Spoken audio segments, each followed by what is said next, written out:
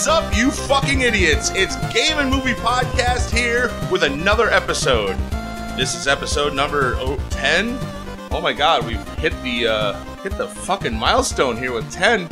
And we are talking about a movie, a very special movie, called the Star Wars Holiday Special from 1978, and killer game for the NES side-scrolling shooter, Gradius.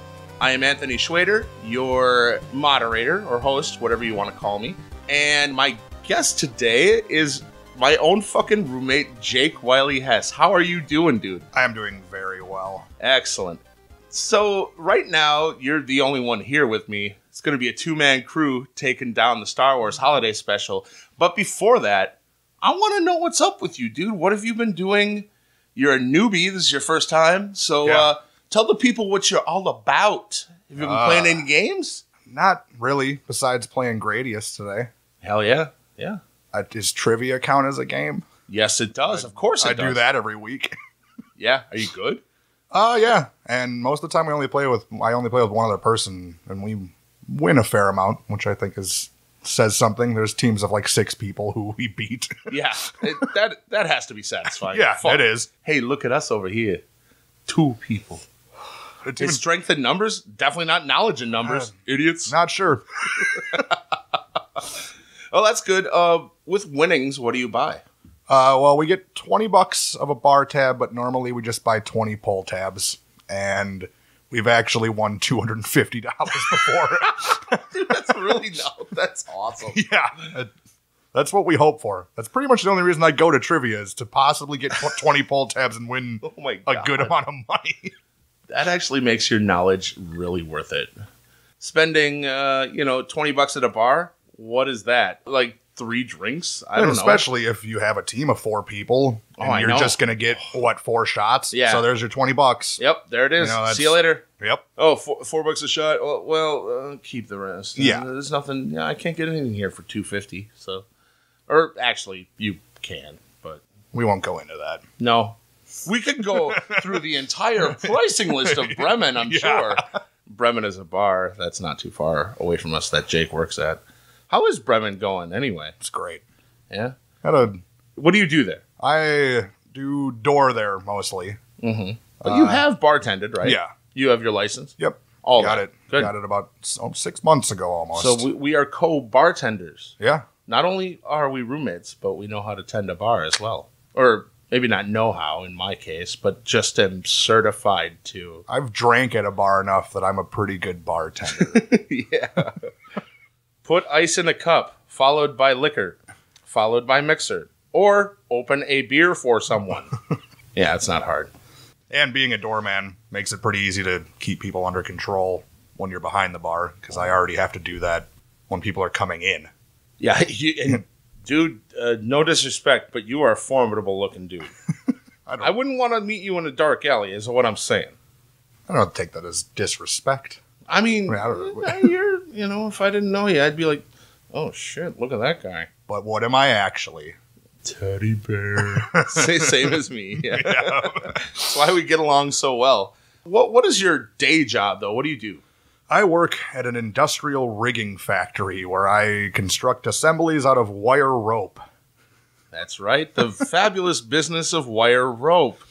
Which I'm not going to get into explaining that. Okay. See, you're one of the smartest guests that we've had on here. I don't have to edit this part out then.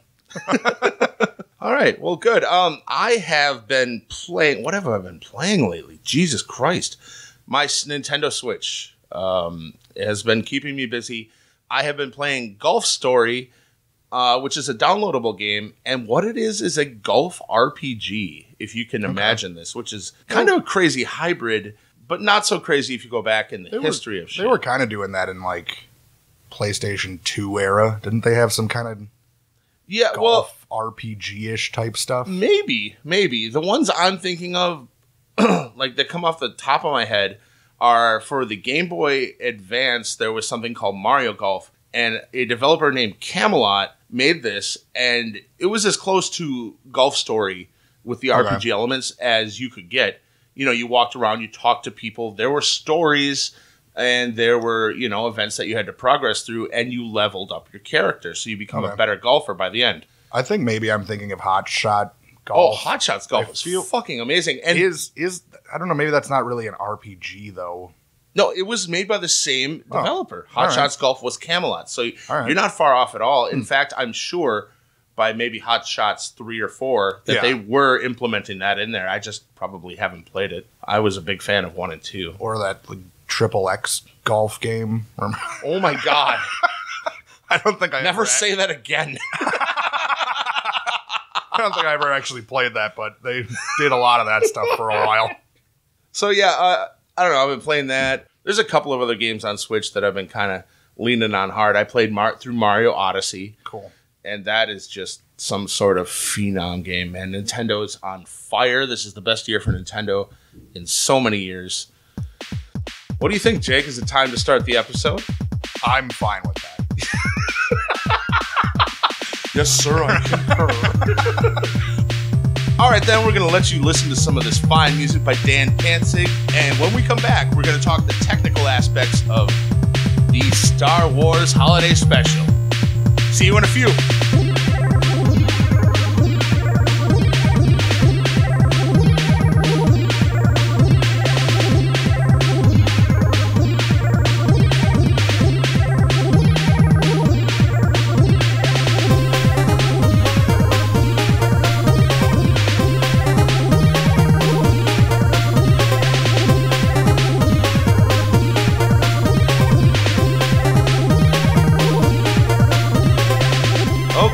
Welcome back, everyone. Now let's get down to the nitty and the gritty of the movie. Jake, you ready? Yeah. Yeah, because I'm going to be talking for like 2 minutes straight here, so. And I'm interested. You do look interested. You got those eyebrows. All right, the Star Wars Holiday Special came out in 1978. I was 2 years old. Jake, how old were you? -22. All right. I think. 20? Oh, that seems a little much. -12. -12. All right, that seems better. How old are you? I'm 15. This movie was distributed. The producers got erased. Great. Well, here's where we just sit here for a little while. So it's really cold back here. And fucking A. I'm drinking rye whiskey on the rocks. So I brought a whole tray of ice back here to see if the ice would melt. And it's not like it's like going away or anything, but it's getting there's a film of its own liquid on the top of it. I'm kind of impressed because it's really fucking cold back here. All right, you know what? I've had a little snafu with IMDb here because I can't find what I want. I want to give you, the listener, the best goddamn information straight from a website that you could read yourself if you wanted to, but it's not coming up. All right, look, guys, I don't know who the fuck produced this. I mean, I think George Lucas would have been a producer. Yeah, and there were 2 other companies that I remember that were also producing this. Yeah. And it's nobody you've heard of. Who distributed it? Well, I mean, it aired on TV, actually. So CBS. Yeah, it was Columbia Broadcasting System. And that came out 1978, November 7th. And in Canada, it was the CTV television network. The runtime for this originally was 1 hour and 37 minutes. We got a 97-minute production here. 2 hours, including commercials. All right, and then it got recut into 78 minutes, an hour 18. The sound mix was mono. It was filmed in color with an aspect ratio of 1.33 to 1. Also filmed on 35 millimeter. I'm sorry. Before I said it was released on the 7th of November, 1978, it was actually the 17th of November. That was both in the USA and Canada. In Argentina and Mexico, just December 1978. Nice. In France, it came out in January of 1979 on the very new year, the 1st. In Sweden, it came out in May. Wow, what a great time for a Christmas special. May 31st. 1979, a year later, yeah. Oh, great. And then Brazil, they're the late bloomers, came out on Christmas Day 1981. IMDb rates this movie at a 2.3 out of 10. I would give it less. Rotten Tomatoes gives it 43% on the tomato meter. The tomato meter is new to me, but there were only like 10 reviews. So a collective 3.5 out of 10 rating. The audience gave it a 19%, much better. Yes. And a 2.2 out of 5, which doesn't deserve that. No. This is like a 0.8 movie. Well, out of a 5 scale, that's like a 0. I'll give it some credit. Okay, it's a half. A fucking all right. 1 I can come down 3 points to match you there. All right, that's good. All right, taglines. This actually did get some taglines here. Oh. Only 2. The first one, straight from the studio. Luke Skywalker and Han Solo battle evil Imperial forces to help Chewbacca reach his imperiled family on the Wookiee planet in time for Life Day, their most important day of the year. That sounds good. Yeah, it does. That sounds like okay. I mean, it's a book. It's too long. Yeah. Why is that a tagline? But that actually sounds like something I want to watch. Yeah. And then the other one, this is for the bootleg edition. The scariest movie ever made isn't a horror film. Hey, they nailed it. They nailed it. Being as this is such a banal movie, I'm not going to go into the actors and what they did. You're just going to have to figure that out. I'm just going to kind of run through this here. Mark Hamill, Luke Skywalker. Harrison Ford played Han Solo, of course. Carrie Fisher, Princess Leia. And then we have Anthony Daniels as C-3PO. Peter Mayhew as Chewbacca. And Kenny Baker as R2-D2. Of course, we have James Earl Jones, Darth Vader. And the first time he was announced as the voice of Darth Vader. Oh, is that true? I read. Wow. Yeah. Very nice. That's good trivia. I like that. And also, Kenny Baker was apparently not R2-D2. That is a false fact about this. It was a remote-controlled R2-D2. So you're saying he wasn't inside? Nope. Wait, was he inside during the original? Yeah. That was like blowing my mind, dude. Seriously? Yeah. I've seen pictures of him like getting out of that thing. Oh my God. Okay, well, you see, I'm not much of a Star Wars nut. And, one of the many reasons I started the podcast was to learn more about movies. So I kind of seem like maybe that's a really common fact that people should know. That I don't. He was in that thing. Oh my God. Like swirling the top I'm dome pretty sure that was around mostly what his job was. Yeah, okay. Putting the thing out to electrocute the little rat and the Return of the Jedi. All right, and then we also have B. Arthur. B. Arthur makes an appearance. One of the Golden Girls makes an appearance. Yeah, absolutely.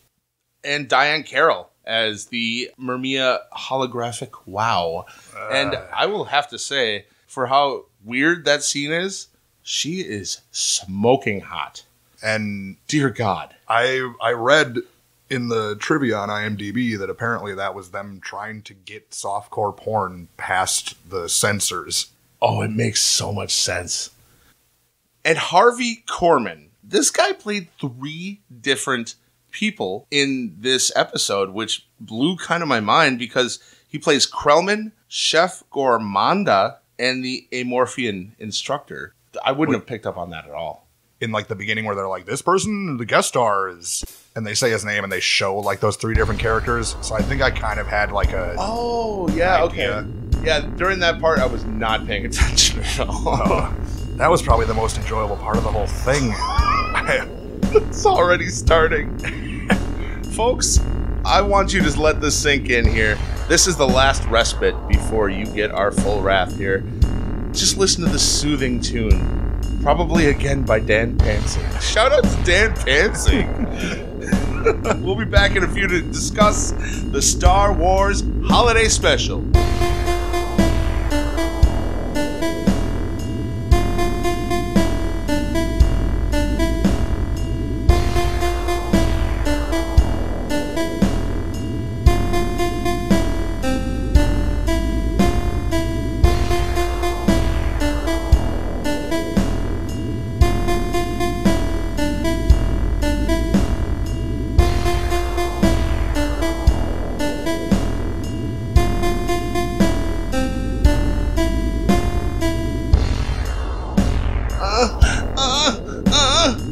Give me one, Jake. Good one. What is up? Hey, we're back. We weren't doing anything shady. We were just having fun, you know? You know, as guys do. Let's get into the movie. Okay, so first of all, Chewbacca and Han Solo are in a pickle here. They're trying to escape from 2 Imperial Star Destroyers in the Millennium Falcon. And where they're heading to is Chewie's, you know, to his family on, is it Kashyyyk? I think it's Kashyyyk. Kashyyyk, thank you. I believe in this it's called Kazuka, or it was called that in an earlier draft of the script of this. Okay, yeah. And then eventually George Lucas decided to call it Kashyyyk. Okay.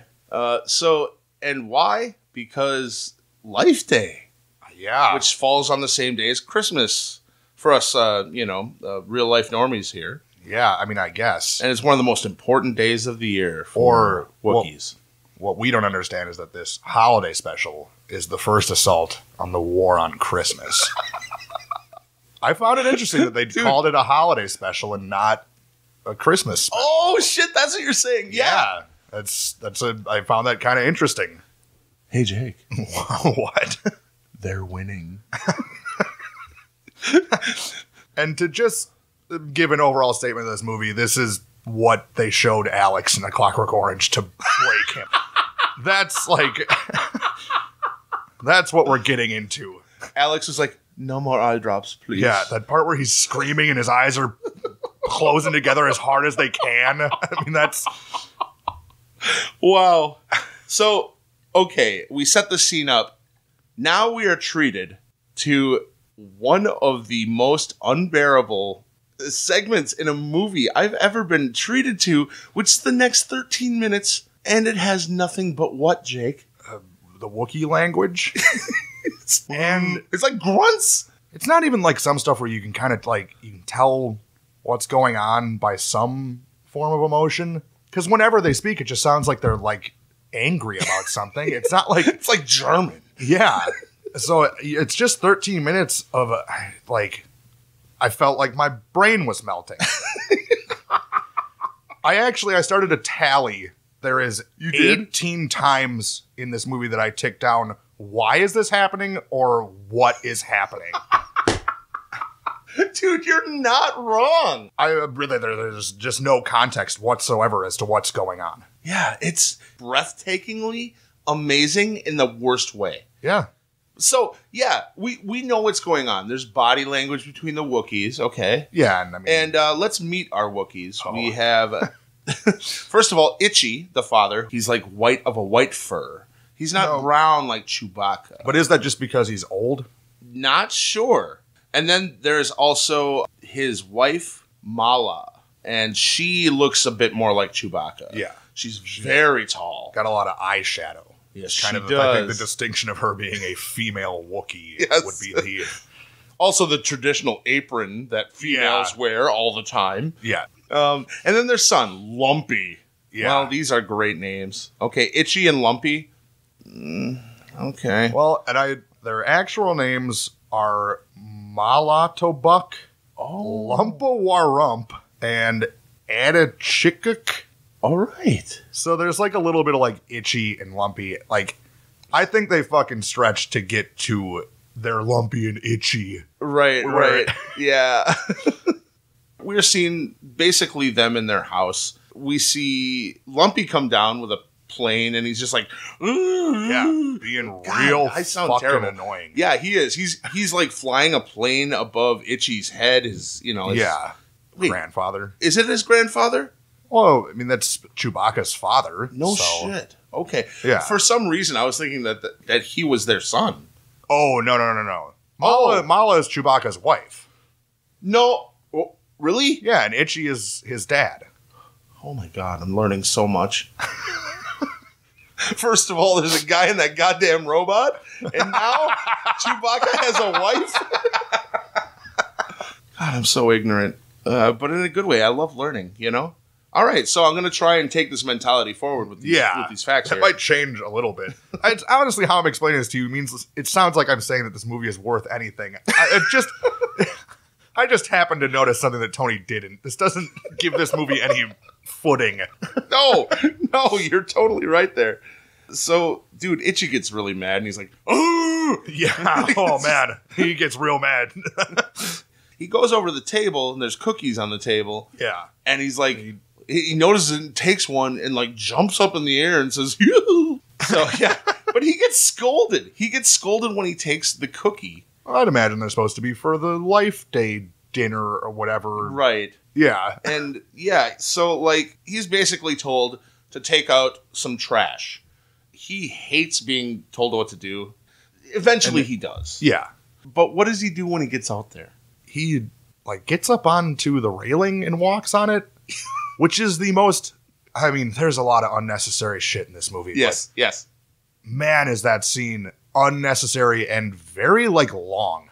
Dude, there's a part where the camera pans down. Yeah. It's like a mile long drop from this tree. And there's fucking Lumpy up there on the railing doing the balancing apparently act. Like getting it. Like, oh yeah, seems like he did it well. Yeah. But the parents don't even know. Yeah. It's like what he does. Yeah, I literally thought, I was like, oh, well, this will like have some sort of payoff that he's gonna like get scolded for this or something. Right, yeah. No, exactly. That scene does not matter. Nope, doesn't at all. In fact, while he's outside, Mala and Itchy bring a picture of Chewbacca. Yeah. And then they grunt to each other.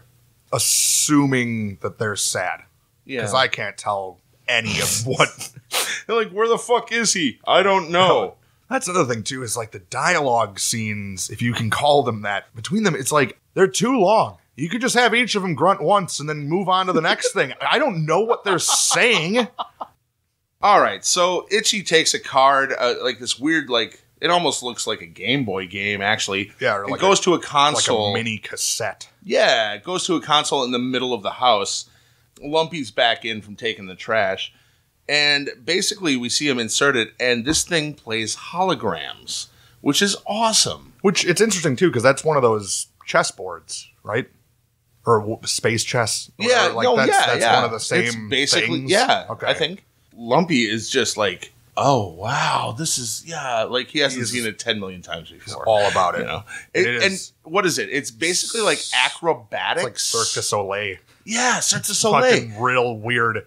Right. And the big fucking trumpet dude who then, like, is no longer on the board, but is somehow over there. Oh, yeah. Lumpy pushes a button. Yeah. And it transforms him from off of the board into real life size, kind of in front of him. And it's while the rest of the dancers dance on the board. There's a lot of this stuff of people using machines and to like entertain them.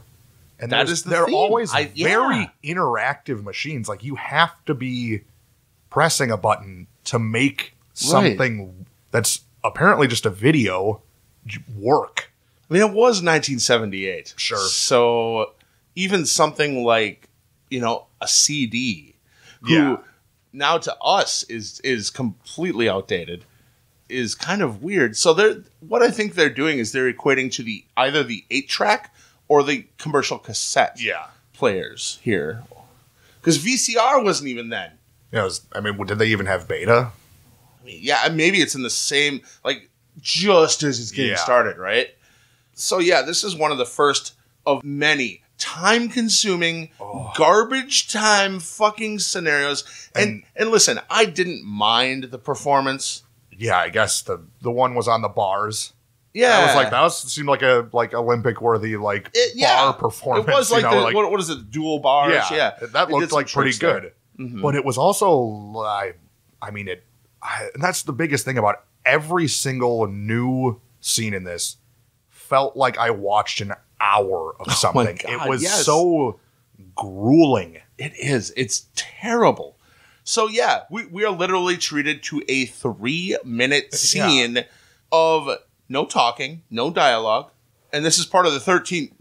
Mind you, we're not even out of the first fucking 13 minutes of the film. Yeah.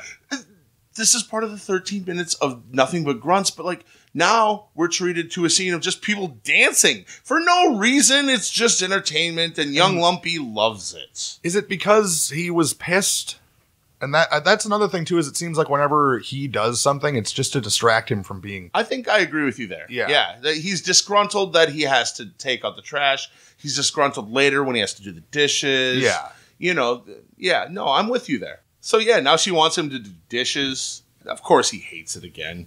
He tries one dish, and then, like, that's the end of that. Maybe that's all he had to do, and he's bitching about all that. Man. Oh, shit. But while he's drying that one dish, Mala calls Luke Skywalker.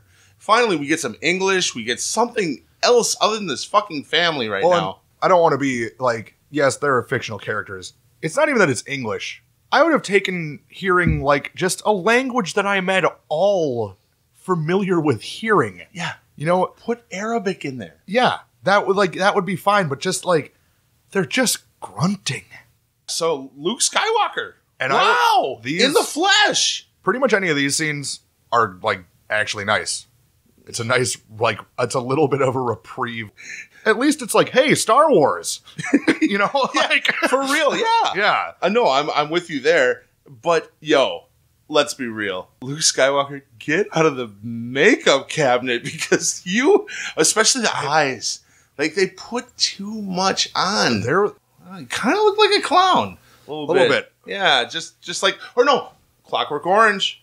Oh, yeah. Yeah, the eyeliner, for sure. Or to say a clown, Mark Hamill would eventually voice the Joker. We have exclusive parallels between Batman and Star Wars here on Game and Movie. So who's he there with? He's there with R2. And they're fixing an engine? Yeah. Okay. Luke is like, don't worry, Mala. He'll be fine. He always is. He's with Han. The entire time, like, R2 is fucking up repairing this engine, and it's steaming everywhere. Right before it started steaming, did he say, like, pretty sure we're almost done finishing this engine? And then that happened? There was a lot of stuff that I felt like, was this supposed to be comedy? That just is, like, just fell flat? Like, I mean, way more than flat. You know? It's like negative comedy. Like, comedy has levels, and we're on the elevator, and this elevator went all the fucking way down. Like, I mean... No, it stopped in the middle, because if it goes all the way down, it becomes funny. I guess. All right. But, because then it was like, oh, this isn't comedy. Are they really just trying to play that serious? They're like, oh, the engine's almost done. Oh, what did you do, R2? Why is there smoke? Whoa. Why do I have eyeliner on? At the end, R2 fucks it up one more time, and then Luke says, R2? Yeah. I told you blah, blah, blah. Oh, wait. Nobody's perfect. Even a machine. Yeah. Oh, what compassion for a Jedi, right? R2 is perfect, though. I love that robot. Fuck yeah. The scene does progress where we meet Sundan for the first time. Yeah. And he's dealing with an Imperial trooper. Yeah. Who is so finicky. I'm going to say that I kind of blanked out a little bit on this scene. That's fine. You could have blanked out on the whole thing. Does he sell them something that's going to kill them? No, it's... Okay, so it's this weird thing that looks like a what would you describe this as? It's about the size of maybe a really fat plantain, but not the shape. But it's like a pocket knife for everything. Like a Swiss Army knife. Swiss Army knife, thank you. The one thing that's pulled out of it is a hairbrush. Oh. And the guy's like, oh, what is this? Sundan's like, it's a life recombobulator that does this and this. It'll brush your teeth. It'll suck your dick. Blah, blah, blah. And blah, blah, blah. And the guy finally, he's like, I'll take it. And then Sundan's like, oh, great. Well, should I ring you up? And the guy reiterates, I'll take it. Because the Empire, they're fucking badasses in this. Wow. Yeah, movie. They are. Wow, what a bad guy. Yeah. And Sundan's like, oh, right. As he walks away, he's like, yeah, I wanted to save you the embarrassment because I was going to give that to you. You know, obviously he's a traitor helping the Empire just for the information. Yeah. He is actually probably the most interesting character in this entire thing. Played by Art Carney. Yeah. When the Wookiees call in to Sundan and Mala asks for shag carpet. Yeah. That was like a little bit of a joke there. That like the was- Wookiees want shag carpet. Mhm. But once again, There it we just go. kind of Okay. fell very flat. Like, it just seemed like a serious request and not actually really a joke. But what does Sundan say to her? Oh, yeah, I got your order. It was done by hand. Solo. She's not talking about a shag carpet. Oh, there. she's talking about Chewbacca. She's talking about where's Chewbacca, and he's like, I've got your order, because this is actually when he's talking to the Imperials. Now you're learning right, shit. yeah. Yeah. Dude, you've been schooling me Years. all episode. Now it's my turn. and Maybe I missed that. he confirms it with her a couple times. Like, you get what I'm saying? It was done by hand. Solo. You understand, right? And she's like, So we're brought to the scene that Darth Vader makes his one fucking appearance in the whole movie. They're walking down the hallway of an Imperial Star Destroyer, and he orders a system-wide search for the rebels. Oh, yeah. That's another trivia thing. Yeah. Is that Go ahead. apparently that was discarded footage from episode 4. No shit. Yeah. Nice. Yeah. That's awesome. But then we're brought back to Mala, who learns to cook bantha surprise from a view screen that she gets. And yet another scene that takes forever. Yeah. And, like, what, just a bunch of made-up fucking ingredient names? Like, God. it's just, I don't care. It's like that friend that's on cocaine that keeps talking to you. Yeah. Like, shut the fuck up, dude. I actually do believe that this is the scene that I wrote this down. That this is the life inside the mind of a serial killer. Like, that's... You're in my pants, dude. At least some part of me is warm in this hellhole. It was literally like, I know why people kill each other now. Watching this. Like, God damn it, dude. Yeah. And so it's like, stir, stir, swish, and Oh, pound, man. pound, pound. And- It's like, what is this, Parappa the Rap? Get Well, the and- fuck out of here. And what? Is there just this thing that, like, this is supposed to be for kids? But we gotta have a bunch of people who, like, the adults will recognize, and, like, that guy must be this style of comedy. Because later, when he's the automaton or whatever, Yeah. it's like a similar kind of thing. Yeah, we're going to get to that. I really We're do gonna get to love that. in this scene, though, when the wig starts to come off. It is pretty good. Yeah. There are small, Oh, yeah. little redeeming factors about this special. Yeah. It's, definitely. oh my God. Look who's here. Oh. Mark! Holy shit! What's up, man? Mark shows up out of the blue. Oh my God. Unannounced, uninvited, unwanted. That's absolutely true. Why don't you leave? Oh, keep that coat on if Yeah, you're going to be it's back very here. Holy cold fuck, back we here. can all see our breath. Mark, it's good to see you. Great to see you, Tony. We were taking care of business here. I don't doubt it. Yeah, we were You're talking more about, than capable. you know Jake, right? Jake, Newbie yep. Jake. Newbie He's Jake. killing it. Woo. So what we're talking about is Star Wars holiday special, Yes. not Christmas. When I was like searching for facts about this, I kept on searching Christmas special and nothing would come up. And I'm like, what the fuck? I just always thought that that's what it was called. Yeah, me too. Yeah. But it's holiday. You think that's like a politically correct thing? That's what Well, Jake yeah, I brought brought up up that earlier. that's the first strike on the war on Christmas. You know, that's like, Oh, that man. runs deep. You know, the right wingers, they hate that holiday special. Yeah. Like, that was the beginning of the end right Well, there. they won. I bet you anything you could find somebody who, like, you know what? That was the first time that I knew that they were coming after our values. Star Wars holiday special. Chewbacca ruined it all. Oh, But hey, yeah, I know that you probably haven't done much research on the movie, but chime in whenever you want. Sure, yeah, okay. I mean, I know that you're here basically I am for a Star Gradius. Wars fan. Yeah, I'm here to talk about Gradius, and I am a Star Wars fan, but I've never seen the holiday special. Besides, I skimmed through it today. I just went through it, you know, here and there. Yeah. And yeah, what I saw was was enlightening. It was unbelievable. Actually, I just couldn't believe my eyes. So And here I was just saying there are moments. There are just little glimmers of awesomeness in this thing, There but is. most of it is just mud, so get used to it.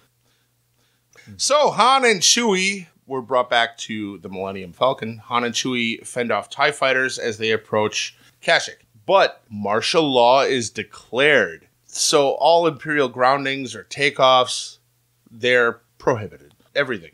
You have to stay in your house, all of that. Just because Darth Vader gave the command that we think that there are Rebel Alliance members around here. So I in the Millennium Falcon, I will say that's a pretty classic, like, back and forth between Chewie and Han, though.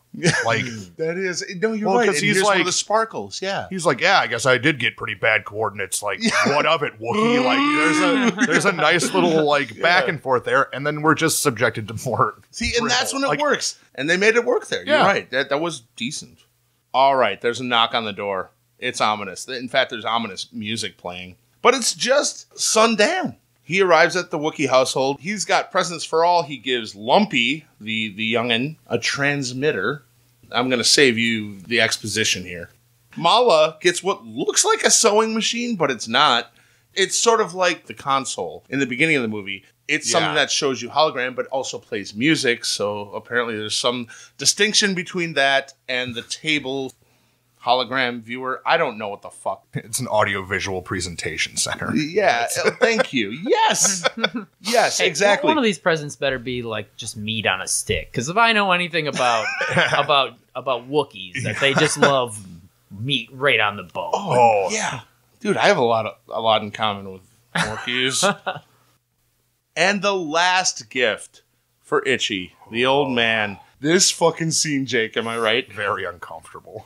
So he brings him a mind evaporator and a power pack or something like that. Proton pack, which Proton I wondered. pack. I was like, does that mean that Ghostbusters is in the same universe? Same canon, baby. Yeah. So is this like virtual reality or something? Oh, yes, exactly. I think VR porn would be the... VR. It is. It really is so didn't weird. like it. So he turns it on. And at first you see like just the sparkles and it's like 70s fucking visual effects. But then this gorgeous black woman appears before him and says, "Oh, yes. Oh, you are. Oh, you're thinking about me. Yes, you are. And here I am. And let me tell you something. I'm only here because this is your wildest imagination." See his fur like start to rise. Started making very weird noises. There's a weird tension in there. Stay down. Okay, what were you saying? And then there's the weird thing where she calls him adorable, and he keeps rewinding it a little bit. Yeah, because he has controls by his side. It's like, I want to tell you one more thing. You're adorable. And he's like, ugh. Yeah. And then rewinds it. You're adorable. And it gets shorter every time, Yeah, too. yeah. It like gets Yeah, like, you're adorable. Adorable. It gets like more right on that word. And he like makes like louder noises. And I was like, what the fuck am I watching right now? Itchy's coming in his little Wookiee shorts. He's fucking... This guy basically brings him porn. I had no idea that it was borderline creepy bad. Like, I guess I just thought it was just not high quality or not entertaining, but I mean, it is all of those things. Yeah. all of the above. Yeah. This is the only borderline creepy part of it, but damn, does it last a long time, Oh, because man. after this, guess what? We're introduced to our third terrible part of the film, where she sings an entire song. Yes. I mean, probably like 3 verses. Princess Leia and C-3PO contact Mala to wish her a happy life day, but find out that Chewie and Han have not made it yet. Leia speaks to Sun, who is still there, and he basically comforts her. No problem. I'm in the Alliance. I can take care of whatever happens here. Han and Chewie, very short scene, in the Millennium Falcon, they decide to land on the north side of the planet and then trek to the house. I know it's a long walk, Chewie, but we'll make it there eventually. Or whatever. Yeah. Chewie's not happy with walking. So we're brought back to the residence. Knock on the door. This time, they think it's Chewie. So this still isn't the time that they turn off the lights. But it's stormtroopers. Everything is awful all of a sudden. So in a very long scene, long drawn out, no words, like the Imperial troopers come in, and I don't know who the fucking main dude is, but He comes in, takes off his glove. Yeah, like, everything here is milked. This whole movie's fucking milked. And, like, he takes off his gloves, and after... What would you say? That was, like, a minute long. Yeah, he's just chewing the shit out of the scenery in, like, not a very dramatic thing. It sounds like a sitcom, kind of. I think at some point they wanted to spin this off into some sort of a TV They did. series. They did. Yeah. I did read that. So they are here, obviously, on the orders of Darth Vader and trying to find Rebel Alliance members. They ask everyone for ID and say that there's 4 members in the house. Son Dan excluded. Yeah. Right? Obviously, he doesn't live there. But there are 4 Wookiees in this house. Obviously, Chewbacca's not there. They get pissed. Ask Son Dan for his identification, which is another stupid fucking scene where he doesn't produce his ID until a gun or whatever is pointed at him. After a little bit of this exposition, they sit one of the Imperial soldiers down, and now we're brought to the 4th part of the movie that is life-takingly drab, but at least it's cool music, Jefferson Starship.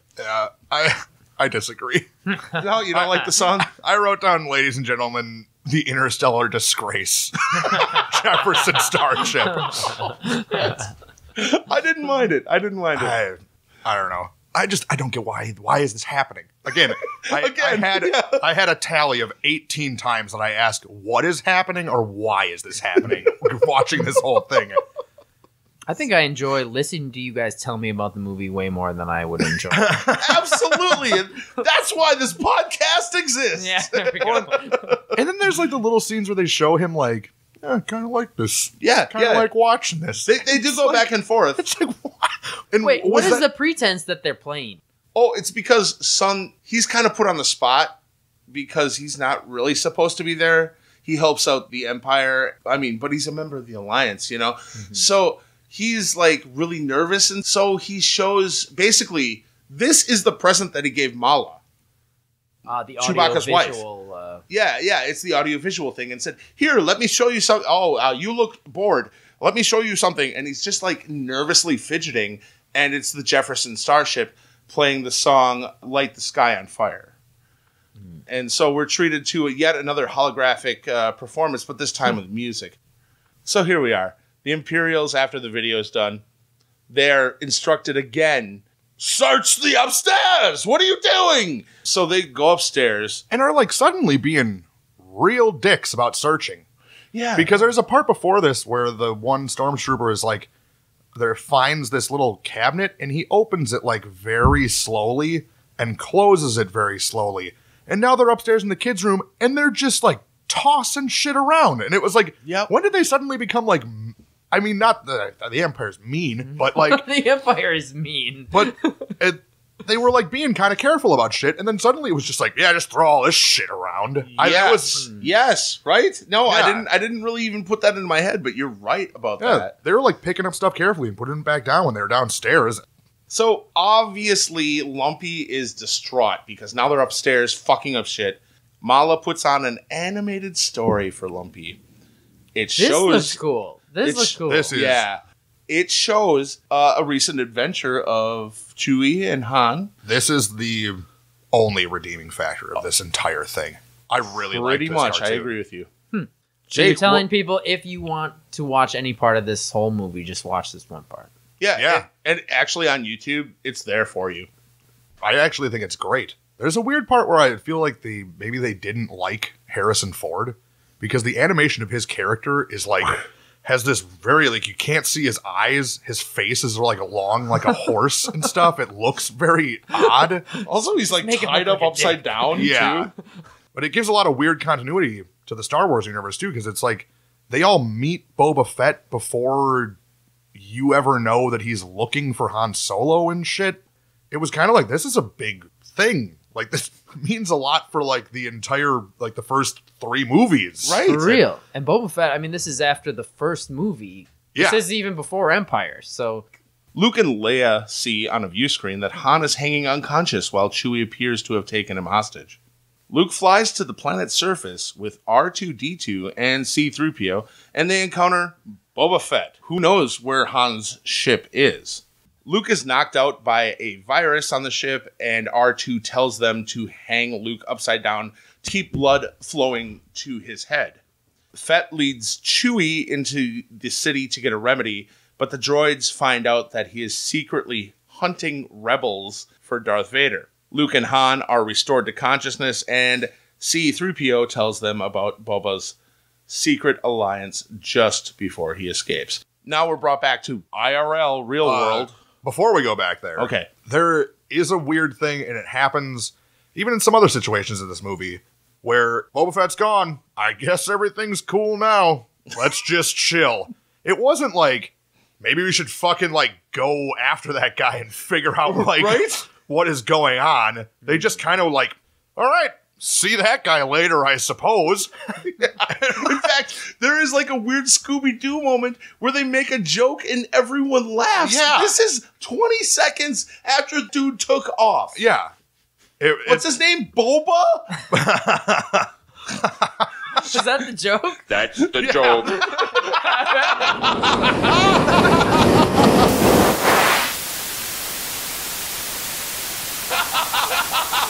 That's the joke. That's the joke. That's the joke. That's the joke. That's the joke. That's the joke. That's the joke. That's the joke. So here we are back into IRL. Yeah. Here back into fucking hell world. There is a moment where they come back and then the Imperials leave and tell the one guy to stay behind.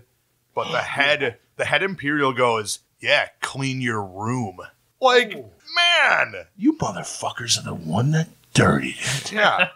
Oh, and what do? He had a stuffed, what is it? Bantha? Bantha. It was so adorable. They ripped that motherfucking Bantha's head off. Yeah. And that's when he went up there. Ooh. And then he put it in bed, put a blanket on it. Oh, the headless band. Yeah, oh my God. I felt really bad, actually. Yeah. Get out of here, you fucking ass knuckles.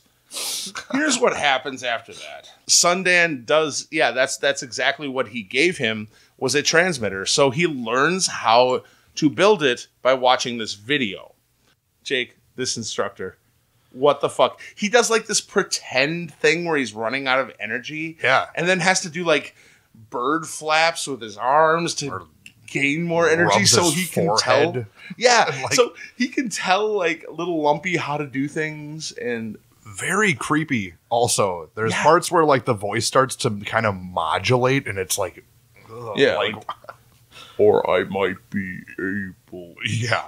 But he does like all these weird body motions, and it's just a time suck. Another fluff. Oh, and Right? like a massive. This is the same guy who was the chef. Yeah, the chef. Let's skip past this here. Lumpy builds a transmitter and transmit a signal to the downstairs TV, which the stormtroopers look at and says, "Here's a message that everyone should know." Now we're transported to Cantina scene. Oh wow, reference of the Force. Yeah. I mean, reference of. God damn it! I'm sorry. I am a mess. No, reference of Star Wars here. Yeah. Like, wow, this is great. A beloved scene, yes. You know, And you get to see all your favorite like Cantina characters. Yeah. They're You do? all there. Yeah, oh yeah. And who is bartending? Oh, B. Arthur. Her name in here is Akmina. As a callback to the last scene, Yeah. the guy who was instructing young Lumpy on how to do things, he also plays Akmina's suitor, or he's just so starstruck in love with her. Or creep. Yeah, absolutely. Well, I mean, she deals with it so well. She does. It But- makes him look like more of a lost young puppy than a creep. Yeah. I mean, she just turns him around 180, right? Yeah. But then he like comes behind the bar and tries like kind of like. Oh, yeah. Like, I mean, you're he, right. He gets creepier. Yeah, he starts hugging her and Yeah. shit. Like, you guys just met. And why does he do this? Because she, last time that he went into the bar, said, "Thank you very much. Can't wait for the next time," or something like that. It's and 6 he took it to heart. 6 What? words. Oh, yeah. Which 6 also words. was the thing that he has 6 fingers on one hand. Oh, yeah. Just very bad fucking joke writing. Like But yeah, he took it to heart. Basically, B. Arthur shoots him down, says, "No, hun, I didn't mean anything. I don't know what you're talking about. Please, here, the next drink's on me." Pours a drink into his head because he has a hole in his head. He has like a school project volcano for a head.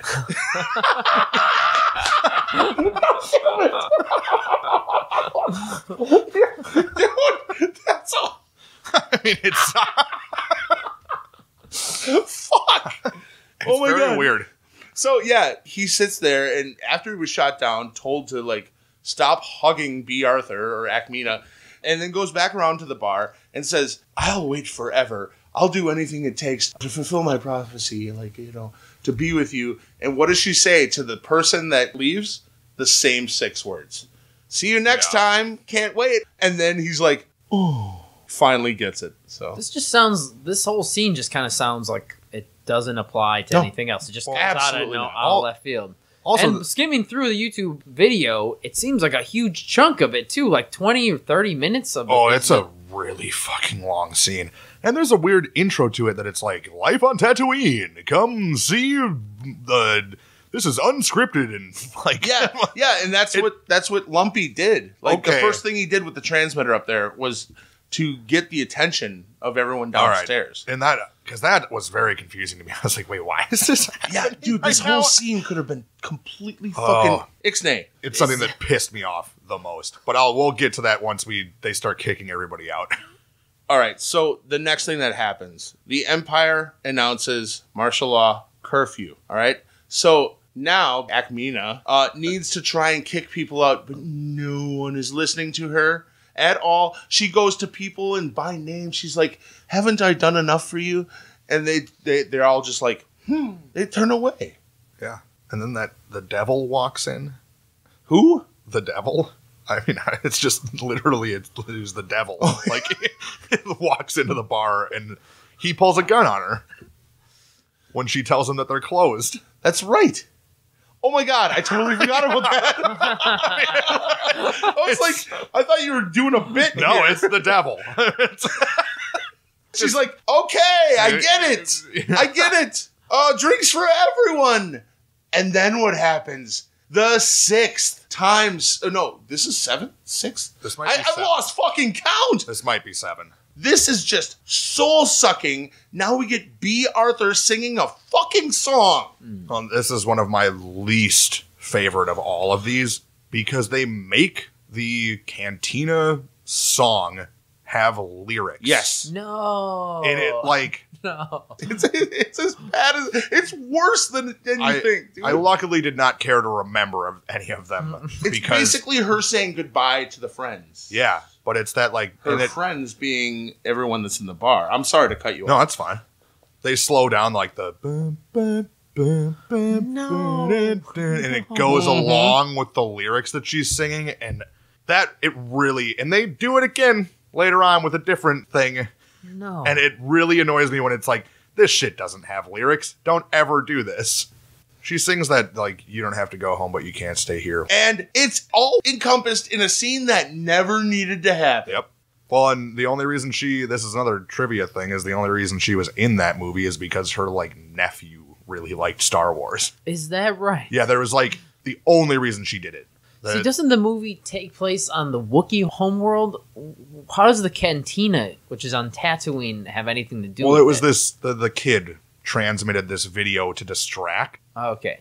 Or But they have Sure, forces I don't all know over. what the They have fuck- forces everywhere. Why would they, like...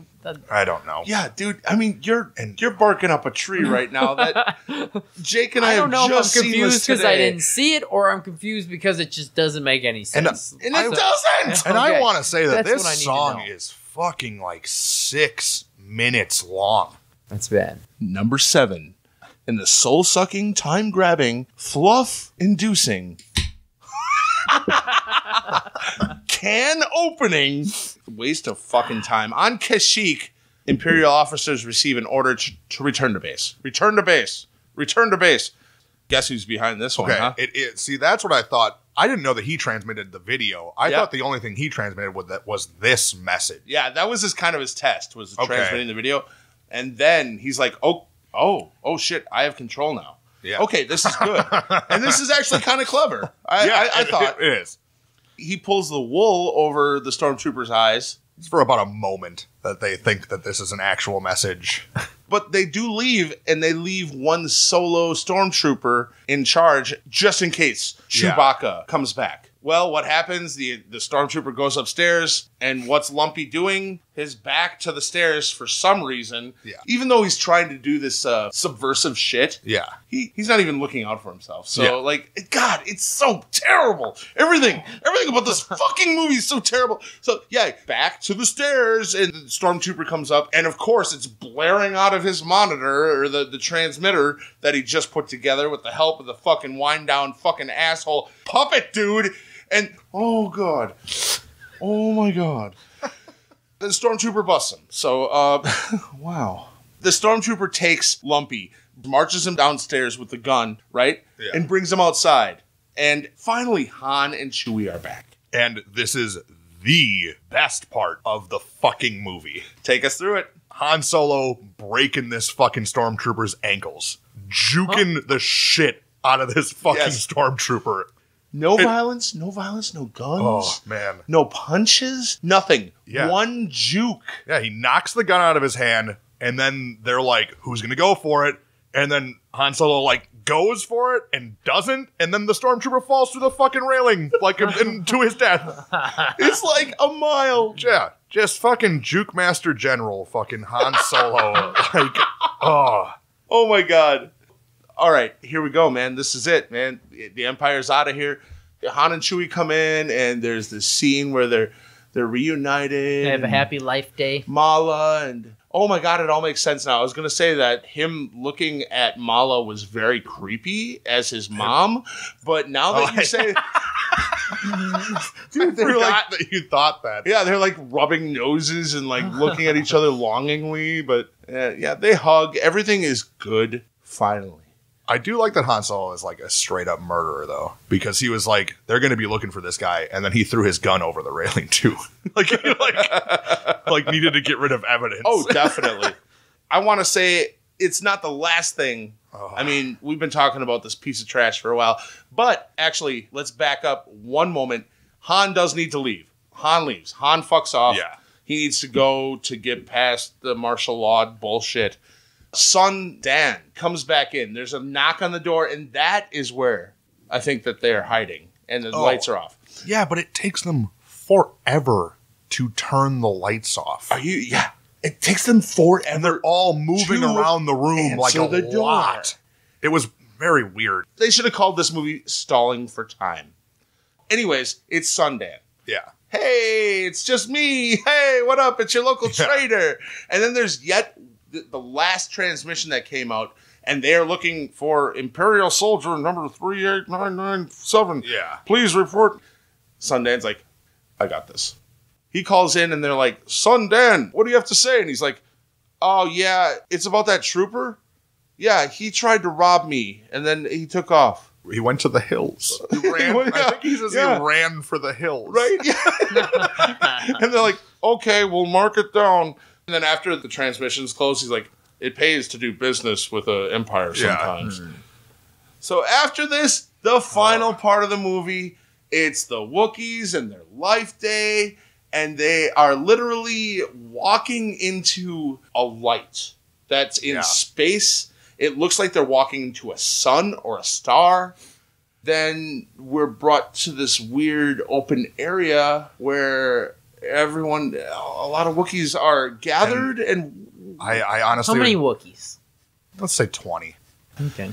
I want to say, amount of Wookiees. After that transmission part, and when this part started, every 2 minutes that the movie was still happening, I was in the kitchen watching this yelling, this is still going on. Every single scene was the end of the movie for the last, 15 minutes of the movie.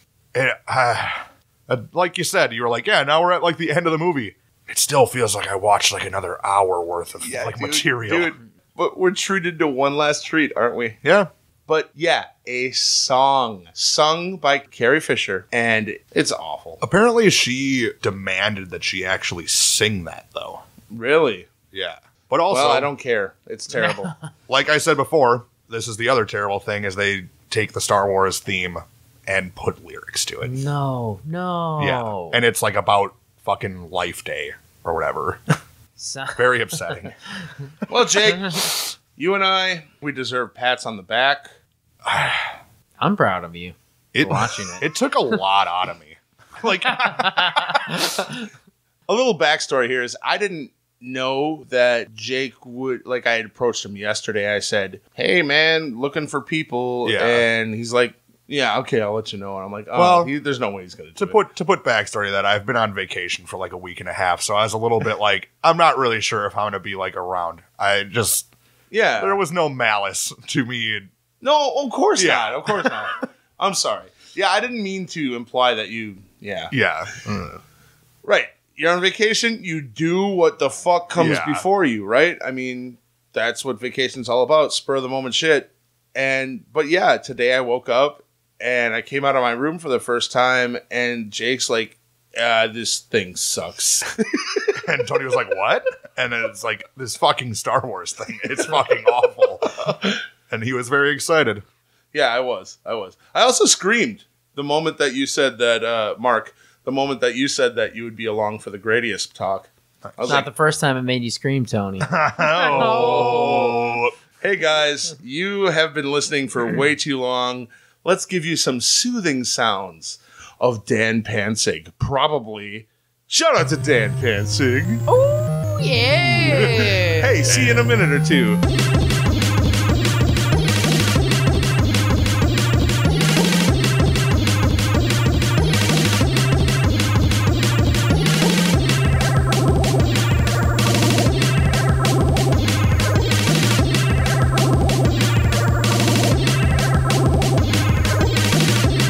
Mark, I want to briefly ask how you are, what you're doing, if you've been playing any games. Let's keep this real short, huh? You have about 3 seconds. Sorry. No, go ahead. I'm sorry. Moving on. I don't How know. are you?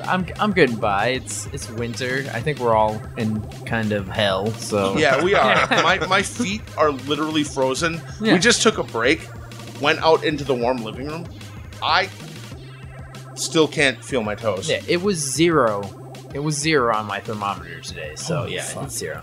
Tomorrow's New Year's Eve. You guys have probably already covered this, or I don't know if No, I we don't haven't. know. Tomorrow's New Year's Eve, just to give ourselves a little time and place if we ever listen back on this, or give our listeners an insight into what we were thinking about or what was Yeah. going on. But, Sure, right. I don't know. I like New Year's Eve. It's a fine holiday. It's become increasingly less stellar for me as I grow older. I mean, it kind of made this bell curve maybe where it just peaked. It peaked at like my mid-20s. Oh, And because you were then- drinking probably. If I was guess. doing a lot of things. Yes. You know, this is back when I smoked weed and I took ecstasy a lot. And oh shit, I shouldn't say that on air. Jake, you had something to say. I have to say that New Year's Eve has become increasingly less fun because in the last 5 years, it gets colder and colder every New Year's Eve. I remember having New Year's Eves where it was like in the 20s or like maybe even in the 30s where like it was kind of like nice, maybe even a little bit balmy for a Wisconsin like winter day. In And the then- Arctic Circle today, it's warmer than it is here in Milwaukee, which I saw on Twitter or Facebook. Can't remember. Don't care. But yes, dude. CRDC should be a hashtag. What is Can't remember, don't care. Yo, I really- love that. That's really good. Playing any games, Mark? I have been playing Wolfenstein, the new Wolfenstein, On your Xbox? on my PlayStation 4. On your PlayStation 4? Yes. I have to say, I enjoy the game a lot. I didn't play the first Wolfenstein, and I put it down to the second easiest setting, and Yeah. I was still getting my ass kicked. I put it down to the easiest setting. I I'm just mowing down Nazis. I'm putting Trump's face in my mind on so every cool. one of them. Yeah. I'm just enjoying the storyline. I don't give a fuck about. I have no pride. I just love killing Nazis. yeah, especially exactly. now. The storyline is great. It's a good game, and I don't have that much time to spend an hour on every level. So Yeah, you got a couple fun to kids, just you got a enjoy. wife, you got a fucking job. Yeah. I was having a rough day today, but I'll tell you, if you guys are feeling low in the winter, put on Herb Albert's Tijuana Brass and have a dance party in your kitchen, and you will feel better in 20 minutes. I swear, it is a cure. I've also been playing Cuphead. Good game. Oh shit! I see. I don't play very many games. That looks really fucking cool. It's Oh my very God. good. It's so cool. It blows your mind watching it. It's great. So, are you playing this on your computer then? I have only been playing it at Magoo's house Oh, right. because I have a Mac and a PlayStation 4. He's Therefore, obviously- I can't play the game. I can't own it. If you don't have an Xbox and you don't have a PC, you can't own Cuphead and play it unless you figure Oh, out some shit. workaround on Steam. Not on Mac. Not on Mac and That's not right. on PlayStation. Cuphead's a good lead into the game we're talking about today. Gradius, because they both require extreme eye-hand coordination and, I guess, elusive capabilities. Hell of a transition, my friend. Thank you. Gradius is the game that we're talking about. Fucking grandpappy shooter side scroller, awesome game. Let me go through some of the technical specs and then we'll get right to it. The original Gradius was produced for the Nintendo Famicom in Japan and the Nintendo NES. There was also an arcade version of this game, published and developed by Konami.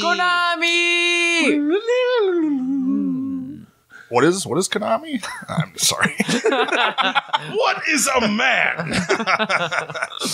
The director was Hiroyasu Machiguchi, and the composer was Miki Higashino. The composer, dude, he was fucking cool. That's a woman, Tony. What? Miki? Yeah, that was a female. Was. Yes, is. Wait, well, Okay. we're all Who gonna knows? die. It is this, Are you saying that because you think that Miki is No. a female name? Or just you in know? in the course of my research, No shit. I saw that she was 16 when she composed this music shit. and No was a shit. student. Yes. I can't assign a gender to a Japanese name. I Right, can't really, yeah, I can't either, Miki, which is why I don't know. just generally assumed, because in the old days, it was men everywhere, it's raining men. Yeah. No, It was like those 80% shit. men on Earth. I don't know back in those days. No, it's really cool to hear though. Fucking love that. Mm-hmm. So she goes by Miki-chan or Miki-chang. She basically worked Gradius, Life Force, or Salamander as it's called in Japan. And she worked on the soundtrack in collaboration with the Konami. Oh, I'm gonna murder this. Kuikia Club. Konami Kuikia Club in 1985. She has been involved in over a dozen projects, including, like I said, Salamander, Life Force, Gradius 3, Teenage Mutant Ninja Turtles in 1989, Contra 3, The Alien Wars. Oh, sweet. Dude, that had a killer soundtrack. Everything about Definitely. that game was good. Yes. Teenage Mutant Ninja Turtles Tournament Fighters for the Genesis, only the Genesis version in 1993. I am a Genesis man, and I've never played that game. Suikoden, or Suikoden, Suikoden 2, Vandal Hearts. Oh man, it just goes on and on.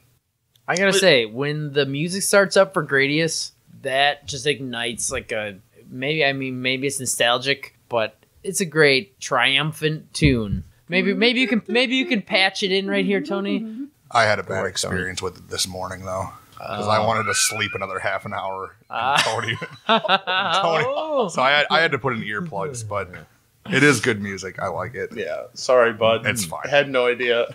The soundtrack of the game is perfectly suited to this game. Yeah, oh yeah. Not only at the beginning, it's kind of triumphant, but then the later levels, it gets a little more trippy and sinister and foreboding, A little and dark. and Yeah. the music matches that perfectly.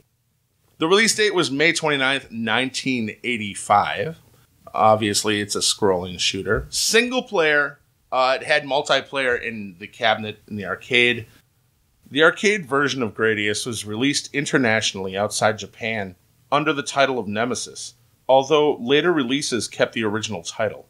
The board it launched on was called the Bubble System as Gradius, and the Konami GX400 as Nemesis. So Gradius was ported to ROM chips as Nemesis for overseas distribution. The other games that were listed for the Bubble System board were Twin Bee and Galactic Warriors, so it didn't last long. So they had a raster display, 256 by 224, with a horizontal orientation. The latest release for Gradius was Gradius the Slot, July 2011, which doesn't surprise me in the least, because Konami are whores. Instead of paying attention to maybe another Gradius release, which the last real one was on PlayStation 2 as Gradius 5. No, they actually whore it out as a slot machine, or probably pachinko machine in Japan, where they take all of their beloved fucking franchises and put them out to die. Home versions were released for various platforms such as the Famicom, NES, MSX home computer, and the PC Engine, or TurboGrafx. The original arcade game and some of the home versions have also been included in various compilation releases and are available for download in like Virtual Console or PlayStation Network. You guys know. Okay. So here we are. We control the Vic Viper. That's the name of the ship. Yeah, that's an awesome name. Yeah. Oh, I love It sounds like it could be like the captain of the ship, though. Yeah. Yeah, Vic it does. Viper. Sunglasses, Oh yeah. mustache. Goatee. So this is a side-scrolling shooter, and let's talk about the gameplay here. What I liked about doing my research about this game was going into the history of the side-scrolling platformer and like what the predecessors were of this game. Because I've always loved Gradius, and I grew up on Nintendo, and I mean, to me, this was like one of the first side-scrolling space games I played. But then the games that all these side-scrolling platformers kind of spawned from was the first game in 1980 was Defender, which you might be familiar with. Classic game. It's just like it's like a barren, pixelated landscape, and you're like a ship, and you just fly and you shoot, and there's aliens, and there's little cowering pixelated figures, and you're defending them from aliens, I guess. But that was the first one, and then all these other kind of copycat games kind of spawned from that. That was like the first one, and it ended up being one of the top grossing games of all time. Then Konami came out a year later in 1981 with Scramble. Same similar idea. You're like this little, I think you're a helicopter. You're not a helicopter. You're like a little ship, and you like shoot bombs, and they kind of arc down, and you're like shooting little fuel stations and things, and like there's a terrain, and I think it's point based, and you're just blowing shit up. I actually did see that Scramble was the predecessor, but did no research on it. I'm glad that you did. Yeah, I find this fascinating. I love side-scrolling games, and I much prefer them to vertical shoot 'em up or shmups. Me too. As they call 'em. Absolutely. The game was inspired by Star Wars, and if you look at the box art, you can tell that it's inspired by a lot of early sci-fi artists, like John Berkey. He did a lot of the early artwork for Star Wars. Actually, George Lucas had some of his paintings, and when he was going around pitching the idea for Star Wars, he brought these paintings in and was like, maybe it looks something like this. I think I've seen that work, dude. It's so stunning, too. Yeah, it's really amazing. I love his art. Do you mean that it was based on Star Wars as in, like, the movie? Based on Star Wars, the movie. Okay. Like, in 1980, Gradius was 1985, and they were apparently, okay, let me look at my notes here, inspired by Star Wars, the movie, and a series of sci-fi novels called The Lensman by Edward Elmer Doc Smith. And he wrote that in the 30s. And apparently these developers wrote this game and were inspired by Star Wars and this series of novels. Nice. Oh, Yeah. that's so cool. So this has, in a way, A weird roots to the fucking 30s? Yeah. Dude, that's mind-blowing. and also a weird connection to the Star Wars holiday special. If you guys actually want to talk about the Gradius gameplay, it's a side-scrolling game. You know, you're a little ship, the Vic Viper, and you're just blowing the hell out of some alien robotic. I don't even know what they are. I know we're talking about gameplay, but I just thought of some weird thing with it. They have the Easter Island heads. Maybe this is a fucking weird, like, how the Easter Island heads got to Easter Island. Holy shit. That might be a little bit heady for what we're... Moi heady? Oh, sorry. Oh, God, I went there.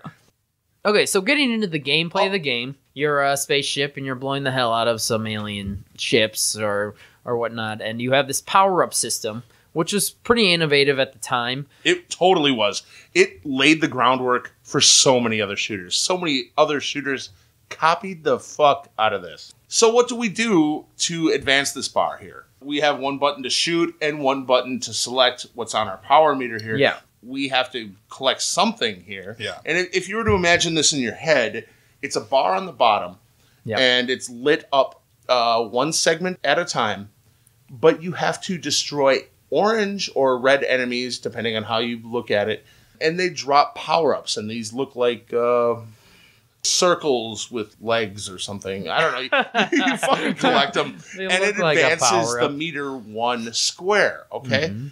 And whatever the square is highlighted, you can press the button to Gain that administer power. the power up, right? And then you go back down to zero. nothing. Yes, Yeah. then you start back at zero. I will say the one thing and maybe I'm wrong about this, but the one thing I notice is that if you have missile already and you're on the missile thing as far as power up goes, and if you press that other button, doesn't take you back down. That's to right. zero.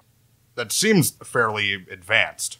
If you already have the thing, it's not just going to like use it again, which there's games that are, I would say, new in terms of maybe 10 years old, that it would just use it and you'd lose that thing and you wouldn't gain anything. But on the other hand, if you get to the top of the meter, because every time you get a power up, it moves you up one slot. Yes. Yeah. And I mean, I love this logic of this game. Like, it's a strategy. Like, what power up you're going to get when. Like, okay, maybe I'll try to get to the top of the meter and get shield, or maybe I'll just stick with speed up so I can dodge, or maybe I'll get laser. So, but if you get to the top and you accidentally get another power up, it takes you right back to the beginning Yep. again. It's another. I apparently never strategy. got that high up on the meter. Yeah. Also, if you die with any power-ups at all, no matter where you are on the meter, it will leave you with one when you come back to life or whatever. And you're going to want to take speed right away, Yeah, because absolutely. Yeah. dodging is essential. You were talking about the power-up system. power-up Yes, system. It's split into like 6 different segments. Yes. Should we go through all of them? Sure, why not? We can lay them real fast. So, you speed. Speed up. Well, obviously, that speeds Speed your up. ship movement. Most important. The third one is double, which it's the same shot, but you also have one going at a 45-degree angle upwards. Yeah. I think Yeah. double is my favorite mode. Yeah. Yeah, favorite ammo? Yeah, because you can have double and also have speed. You can have double and also have missile, I think is another. Well, I mean, Yeah. you can have laser, which is the But fourth no- one. But once you get to laser, it nixes the double part of that. Yes, you can either have double or you can have laser, and that's the big choice. Yeah. You're on team double. Yes. Mark? Oh, I would say... I'm going to have to say double. You're on team double I too? used to be a laser man. But And I'm a Laser 103. now. and I would agree that I liked laser at first when you first told me to use it. It was like, yeah, this seems pretty good. And then I think me and Mark are in agreement why we enjoy double. Laser can shoot through enemies. So, like, at the beginning of the level, there's only certain enemies who will give you a power-up. And that increases your meter, and then you can select those power-ups. So, Right. initially, it seems the best, because you can shoot through so many. But you get in these cavernous levels where there's enemies on the top and enemies on the bottom. And it just seems to make more sense that you would want to be able to shoot up. Because if you just have laser, you can only shoot forward. The best power-up is option, though, which I don't know why it's called option. That's Option? the fifth one. I think it's a mistranslation option is oh god, what It gives you like an extra little friend, like a little bubble that follows you around. indestructible and you can shoot. friend too. Yeah, It can take all the firepower. Oh yeah. That- Okay. it's like you an can- extra gun. It does Right. everything you do. Which begs the question, why didn't they make the Vic Viper out of the option material? Yeah. But Well, it's generating the option material. You need. Okay, it doesn't But- even make sense. Yeah, no, it doesn't. Like, just make the ship out of the option material. We wouldn't even, well, yeah, we wouldn't have a game then, would we? and as my grandmother always said, if it was like it was in the real world, you wouldn't have that much of a story. And the sixth one is actually S.H.I.E.L.D., which is a pair of Fuzzy balls. fuzzy balls. Fuzzy balls. Yeah. I said fuzzy, but buzzy might even be better. Yeah. They're fuzzy, buzzy balls. They protect you from 4 hits. You get hit 3 times, you're cool. Yeah, That fourth time, it's strange because they're only in the front, but they really will protect you all over your ship. they will That- actually. which, Yeah. if you don't know, it's a learning curve there. They're like reverse truck nuts. I like that. Sci-fi truck. We all know that if you were to ever purchase a pair of truck nuts and equip them on your truck, it protects you. Yep. 4 hits. So the the third hit though, they turn red, Yes. just like in Gradius. Apparently, the designer Hiroyasu Machiguchi was inspired by the function keys on a computer for the power-ups. Oh, like F5, F6. Exactly, and that's why he was created that power-up system. That rules. I thought that was pretty I like interesting. That. Yeah. To throw my one more vote in for double is just the fact that you can have double and also missile, so you can be shooting up, down, and forward. Yes. all at the same That is time. true. So That you is can true. have laser and missile, but then you're just shooting forward and down. And Yes. and then also you run into the top. I don't think that running into the top of the screen can kill you, but I think it does get rid of your shield. It can kill Oh, yeah. you. Oh, yeah. Any if terrain. It's not space. Any terrain can Yep. kill you. Yeah. So that's definitely when you have double, you never have to try and just get up to the top to shoot the top enemies. You know what? I gotta say, I'm still Team Laser, All right. but we took a break and we played some Gradius in the warmer part of the house. And you guys told me that. I thought you were crazy, but you know what? I think double loses its power as the Gradius series moves on. All right. In this original one, it presents its strongest case. Anyway, we've got 7 levels in this shooter, and if you're not from the NES camp, this is NES hard. I would definitely put this in the NES hard camp. You know, you blow up against something, you lose all your power-ups. That Yeah, means if you're gonna write- missiles, if I your were to- speed up, your double or laser, everything's gone. If I was going to write a strategy for this game, it would be don't die. Like, upgrade your ship with everything you can get. You get the shield, get the 2 options, get double, get 2 speeds, get missile, you get everything you can possibly have, and then just don't fucking die. Just get your power-ups back up to shield, and just wait till you lose your shield, Yes, and then get yes. it again. Because as soon as you die, you're a sitting duck because you're in a very difficult part of the game with nothing. You literally are a sitting duck. And unless you're a very masterful person at dodging, you're kind of fucked. Yeah, It's the same thing with Contra, which is also a Konami game. yes, you're Get spread. absolutely correct. If you there. get spread, you're sitting pretty. As soon as you lose spread and you just have the normal gun, you're kind of fucked, Yeah, get ready to start at the same position over and over with nothing. Yeah. I like 2 speeds. You I like like 2 speeds too. 3, too much. You're going to fly right into an asteroid belt or something.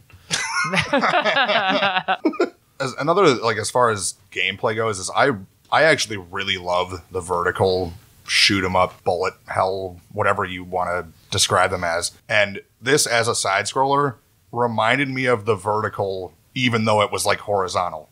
All the power ups and stuff, it still felt like how that vertical is to me. Yeah, and yeah. that's literally my favorite type of, especially arcade game. Dude, it's the Grandpappy. Agreed. I mean, that and R-Type. Oh, R-Type. I mean, That's if for people were another going to episode, if people definitely. were going to group the side-scrolling sci-fi games, it'd be R-Type and Gradius are basically in the same camp there. They were releasing games like neck and neck through the 80s. Yeah, IREM with R-Type. That's and right. Konami with Gradius. Yep. And actually, this is well, this might be a good time to go through the different games that were released for Gradius, if I can, really quick. Yeah, Mark, Okay. man, do it. So, you poured your heart and soul Yeah. into this. I Do it. sure did. I mean, I love this game. You can love a game from your childhood, right? But a lot of times you kind of just love a game that you're good at. You know, like for some reason, I Yeah. rule at this game, so I love it. Like Magoo in that last episode of Game Movie Podcast, that guy is amazing at Punch-Out. He really and is. he loves that game. And I am, for whatever reason, I have a skill at Gradius, as well as Mega Man, and those happen to be my favorite games. And so I just love I did not Gradius. know that about you. Wow, did I pick a good Mark magnet for this episode? That's true. So Gradius came out in 1985, and then it was like every single year they came out with a new game. Salamander in 1986, also known as Life Force, or when it was released in America, it was called Life Force. Yes. And that allowed a 2-player co-op, and also switched between side-scrolling and vertical scrolling, which is kind of crazy. And then Nice. Nemesis 2 came out in 1987, which is on the Game Boy. Gradius 2 in 1988. Gradius 3 in 1989. So in 1988, Konami, in kind of a way to laugh at themselves, put out a game called Parodius, which is a mix between Fuck yes. parody and Gradius. Yep. Parodius, the octopus saves the Earth, and it looks exactly like Gradius. And it plays exactly like it with the the power up bar on the bottom and everything. Konami, they are crazy. They made fun of themselves in so many weird ways. Not only was there this Parodius, but they also did like a weird side-scrolling thing where they took all of their well-known video game mascots and put them in this game, and it was all jokes.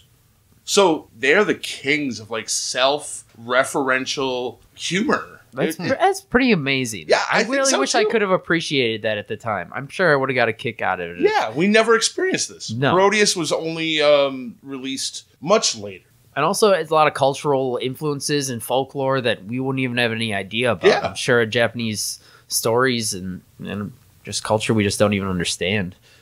Awesome shit. You fight bosses that are giant kitty cats Yes. instead of alien invading ships. That's So- just cool. It's like a cute 'em up. Oh, Yeah, very I close. like that. We're dealing in the same territory as Twin Yeah. B. Yeah, it is a cute 'em up. It absolutely is. I love that. Joke 'em up. All right, the one last little factoid that I'd like to interject here. In the 90s, after all these releases and them just advancing Gradius and, all the sequels and everything like that, these vertical shoot 'em ups were getting very popular. So, in a way to get Japanese players away from the home consoles and back in the arcades, they started pushing for these vertical shooters. Because if you played them on your home console, you actually couldn't get the full experience of the game because your monitor just wouldn't you couldn't play them correctly on it. Oh, You wouldn't shit. see the whole screen. So they started moving away from side-scrolling games. So you would have to come into the arcade and use their custom monitors to play these games correctly. That's And- genius. It is a crazy idea, and I think that's really cool. Did you guys know that the famous Konami code, up, down, left, right, BA start, this is the first game that utilized that. It is interesting because Contra, everyone thinks Contra, oh shit, 30 guys, let's go. And the way you utilize it in this game is different than inputting it before the demo screen comes up, right? Yeah. Because we all know we had to chase that as soon as dun, dun, Yeah, you have dun, limited dun, time to put it dun. in. Yeah. And like you had to be lightning on the pad, right? No, yeah. Well, this time it's actually in play. You pause and they give you one for free. Up, down, left, right. BA start gives you two options, no speed ups, missiles, and a shield. They let you choose between double and laser. After that, you are fucking set to go. You're pretty much stacked. There is a limited amount of times you can use the Konami code. It's per level. You beat a level, you get one more. Uh-huh. Like, so if you go to level 6 and don't lose a life, you can use it 6 times. Oh, that's really cool. Yeah. Okay. See, that's a weird thing as I played Nintendo and like I like Nintendo stuff, but we were pretty much a Sega household. Yeah. And I want to say that it's Sonic is up, down, left, right, A, B start. Oh. And then you get, but it's like a very similar code. Huh. I have no idea. That's really interesting. Yeah. And I might be completely wrong.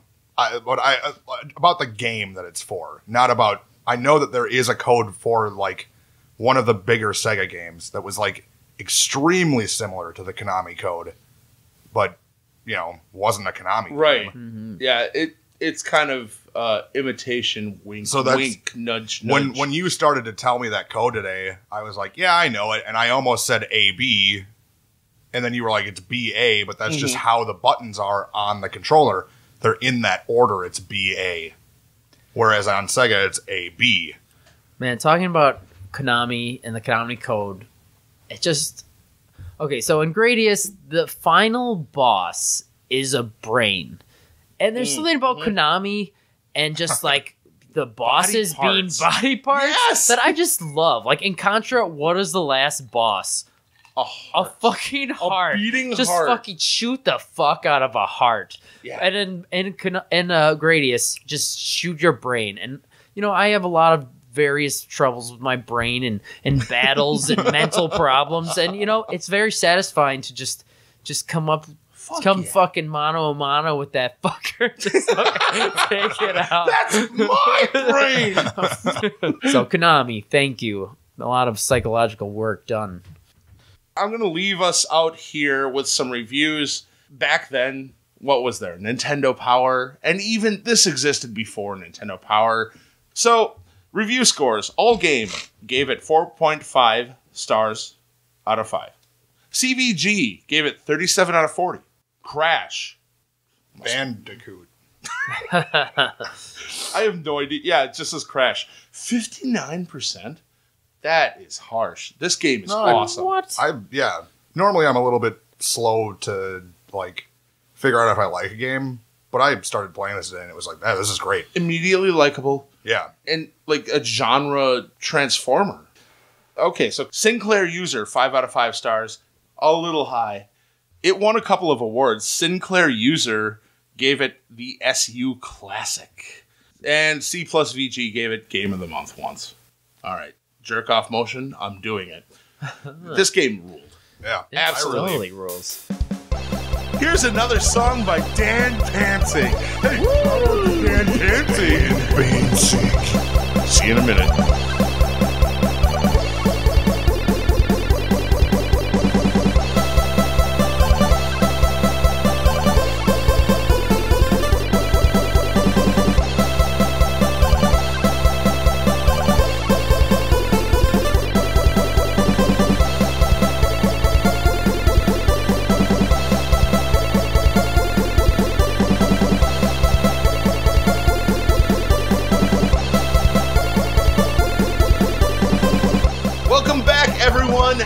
Let's fucking end this. This episode has been epic and amazing. Jake, you did such a fucking wonderful job. Newbie Jake. Everyone give it up for Newbie Jake. Not only that, I am going to put applause Ooh, post-production. Yeah, there you go. Wow, you did that good of a job. Well, thank you. Fish to water, baby. Mark, what can I say? You're a piece of shit. You're better off dead, you You brought to the table lots of stuff I didn't know. Veteran, dude. Good stuff. Thank Tony, you, what a moderator you are. No, Okay, I'm going to stop this thing. No, allow me. Tony, you put in a lot of work to this, doing all the editing, and I know it takes hours and hours. Much time you could be using masturbating or, sitting around shirtless, which is apparently all you do, according to your Facebook profile pictures. So I think everyone appreciates the work you do on this podcast. Thanks, dude. I really do appreciate what you said immensely. Thank you. Yeah. I do appreciate it too, because it's one of my favorite podcasts to listen to, and it's really nice starting to maybe be on it more frequently. Yeah. Oh, absolutely. All right, fan mail. So I put out the call and I said, hey, we're doing this episode. And a couple of people did decide to chime in. Nice. This one is from Nate Eldridge. This is pertaining to Gradius. I thought the build your own power-up system was one of the coolest I'd seen, especially when I was a kid. I don't play a lot of spaceship shooter games, but that power-up system is what set the series apart for me. And it's so true. Yeah. Like, no one had seen that before then. Yeah, so Nate absolutely agreed. Thank you for writing in. And then Grant Dufferin, our friend Grant Dufferin from 3GI. Mm-hmm. Internet personality. Oh, dude. I One of love 3GI so much. One of my favorite episodes of this podcast. Yeah. Oh, yeah. 3GI. The interview with That them. was a fun one. Yeah, So good. If you haven't listened to it, download that. Yeah, 'Cause thank you. It's fucking great. He says, hey, Tony, it's me, Grant. I just wanted to say that I have not played Gradius, nor have I seen the Star Wars Holiday Special. Well, Appreciate your input. well, not the whole thing. I first heard of the Star Wars Holiday Special from Papa Dufferin, who said he saw it on TV when he was little, but never again. He said even as a child, he was aware of how awful it was. After hearing about this, I of course had to hunt it down, which wasn't difficult at all. I found it on YouTube and watched part of it before getting bored and clicking on something else. Hey, I hope everyone had a wonderful Christmas time and experiences a terrific New Year's celebration. Love, me. Oh, Grant. That pretty much sums it up right there. And it's very interesting to hear of somebody who saw it when they were a kid and also thought that it was awful. I'll bet you if I brought it up to my father, too, he would say that that's a terrible, terrible movie. Fan mail's done. Mark, what do you got to pimp? Well, I've been doing a lot of work on some animation, like collaborative animation, and I have a Facebook page called My Chronic World, MICRONIC World, My Chronic World. Yes. And we just do a couple animated videos, stupid videos, and I work with people, and we try to do them as quick as possible, and they're funny and entertaining. Or Rock and Roll Remote Controller, of course, always rrrc.mke on YouTube. Yes, the animation club that you have started, spearheaded, I am a huge fan. Thank you, Tony. You're getting shit done, and I love it. Yeah. Jake, everyone knows about Mark's RRRC, but Jake, you must have something nice for us too, right? Sure. I play in the band Ahab's Ghost, which you Yes. can find us on Facebook. That's Ahab's, not Arabs, which I get a lot from people. It's Ahab's Ghost. I was afraid to listen to y'all, but you got it good. Trust me, I've had that after shows. I've shut had up. weird Oh my God. things, and I also do a lot of art, and that's a JWH Art and Design. You can follow me on Instagram at JWH_art and design, and check out all the stuff I'm doing there. Jake, you are a phenom with the guitar and with the pen, I must say. Oh, thank you. I especially love the way you do hair. Thanks. And you're working on a comic. Yes. So, dude. Yeah, I love the installments. He's been slowly showing the work he's been doing. It's And great to see. I'm only going to do the first 4 pages, and then you're not getting anything until it's done. Fuck yeah. Nice. What's good with me? I am Anthony Schwader, Octavius Farnsworth on Facebook. You can find Game and Movie Podcast online anywhere. Just type it into Google. We're on SoundCloud. We're on YouTube. We're on iTunes. The best thing that you could ever do for us. Blowjobs. I mean, reviews. Ratings. The second best thing is that No, for real. Give us a 5-star rating. Don't hold back. What are you Give it doing with your 5 fucking stars. life? Yeah. Click on a fucking button. If you share our episode, that gets into the ears of people who've never heard us before. And we love you so much. Every single like on YouTube or like on Facebook or, you thumbs up on SoundCloud, all of it matters, man. And you make Tony happy. You just make him just a little bit happier. It's a long winter. I mean, like something, Yes. Come on. we're into the bleak midwinter. Yeah, Oh this my is God. bad. Yeah, This is getting bad. After New Year's here, it's done, folks.